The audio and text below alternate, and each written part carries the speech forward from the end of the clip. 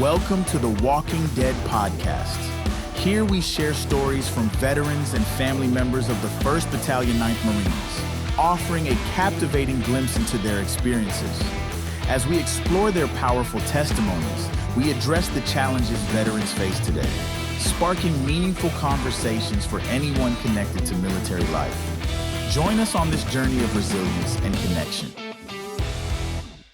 Okay, I'm sitting here. I'm Doc Fink with Alpha Company. I was a senior corpsman at Khe Sanh during the siege. We got flown out there from, I believe, somewhere, maybe Camp Evans. I don't remember for sure. Yeah. Rich Lissy was 2nd platoon. Squad leader weapons. Squad leader weapons. So, well, not at the beginning. I wasn't. Oh, not at the beginning. Not at the beginning. That's.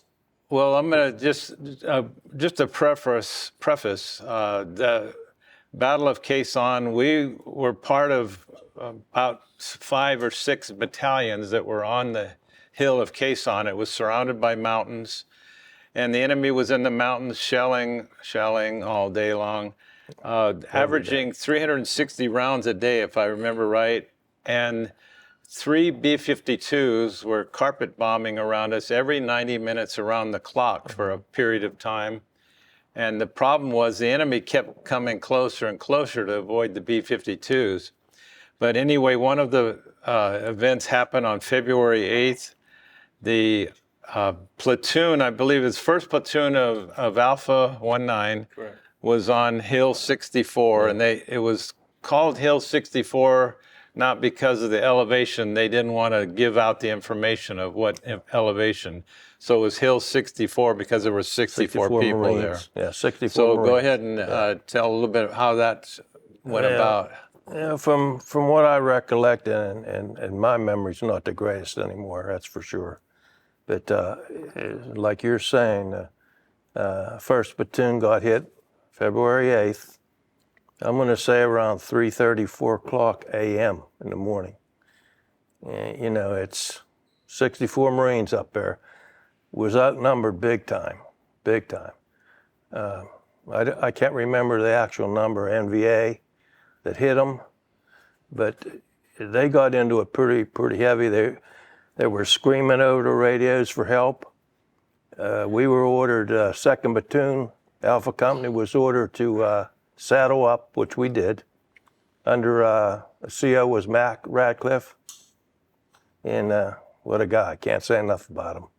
Yeah. And we got ready to go. And it's still dark. And I found this out later. I think it was Colonel Louds that was the main man up at Khe Sanh, Colonel Louds. And he stopped us from going where we wanted to go. And from what I understand, we dropped a lot of sensors in those days. And they had found out that had an ambush set up for us, 2nd Platoon, because they knew we would come up to help our own. That's what we did. So they stopped us right then, and them poor guys up there just screaming and hollering for help. They was overrun. They was in hand-to-hand combat, the whole 9 yards. And we finally got orders to go, like right as dawn, daylight was. And by this time, the NVA had pulled out of their ambush for us. And far as I know, we got up there, and Hill 64, if my memory serves me correct, was kind of shaped like a football. And the guys had, the trench line dug the whole ways around, their bunkers, fields of fire set up and all that, And they just come up to one side, and like I said, we was outnumbered, and they did us in. They did that 1st platoon in pretty big. And when we got up there, it wasn't really nowhere for us because the hill was so small. So we got in a trench line on the one side of the hill. When we come up, our platoon got in the trench line. We were closer than me and Doc are right now. And it was still going on. They was probably pulling back, I would say, but they always left a few behind, like a suicide squad or something like that. And those guys that was in the 1st platoon were wired. They're really wired. And I can remember a Marine standing up in the middle of that hill. He pulled a pin on a grenade and threw it. He probably did it the way he was taught in boot camp. You pulled the pin and you fired it. But I know a lot of people know that isn't what we did. We was over there. We would take a grenade, pull the pin, and hold the spoon in the fingers, and release that spoon.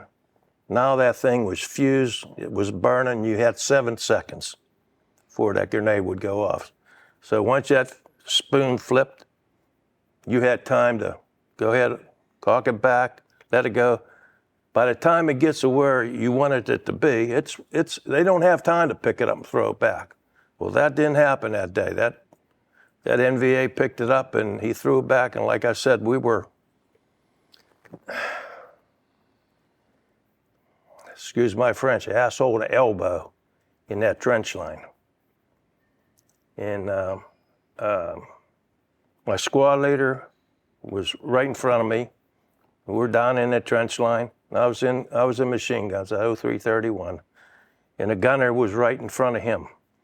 That grenade that NVA threw back hit the hill, rolled off right in front of my squad leader's face, and the gunner back of his head blew up and killed them both. And I'm right behind him and never got a scratch. It's like, there were so many instances like that during my tour that I wonder. Yeah. When we first got up there, I immediately went into the trench line and they started bringing the wounded to me. Yeah.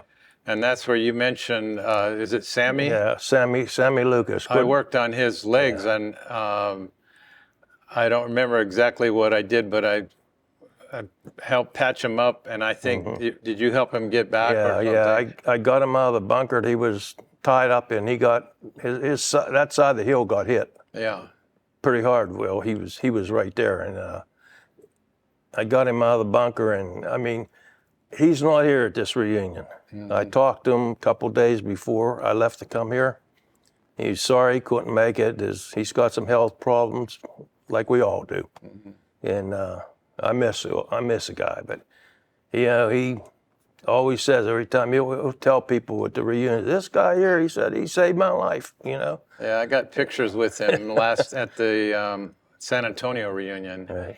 Yeah. And I remember they were bringing people to me, and sometimes I would just hand them a battle dressing because it wasn't a serious thing, because I was working on Sammy, and Sure. then I started crawling through the trenches looking for more wounded, and literally there was bodies piled in that trench. Yeah. And I'm crawling on basically parts because both sides had been shelling the hill. And they said that after this battle there was 150 enemy dead left behind. Yeah. And 28 of our guys of 1st platoon were killed. And I went to another bunker where there was a guy inside. He was too far gone to do much for him. I couldn't give him morphine because he was already in shock. But I went around and I looked in different bunkers looking for wounded, and I saw the lieutenant, who was the lieutenant of 1st platoon at that time. He was in one of the bunkers. Anyway, don't do the name, but anyway. Yeah, I can't remember. Yeah, this was probably, in terms of my time in Vietnam, that was probably my worst day. Yeah. But I had to work on a wounded NVA that they captured. One guy was still alive, and he had an issue with his leg that I worked on. And then Rich and Eddie Valenzuela came up to take him down the hill because they needed to question him, and he didn't survive. But you had a poncho. We had him in a poncho, and we wasn't taking real good care of him. To be very blunt. He was. He just Yeah, we was ordered to take them back, even when they want, like you said, they wanted to question them and do whatever. But he made it to the bottom hill, but he didn't make it to the bottom hill alive. Yeah. So basically, after that battle, I remember my hands were like this, but I went back to the BAS and I was working on wounded that they were bringing in from that hill. Right.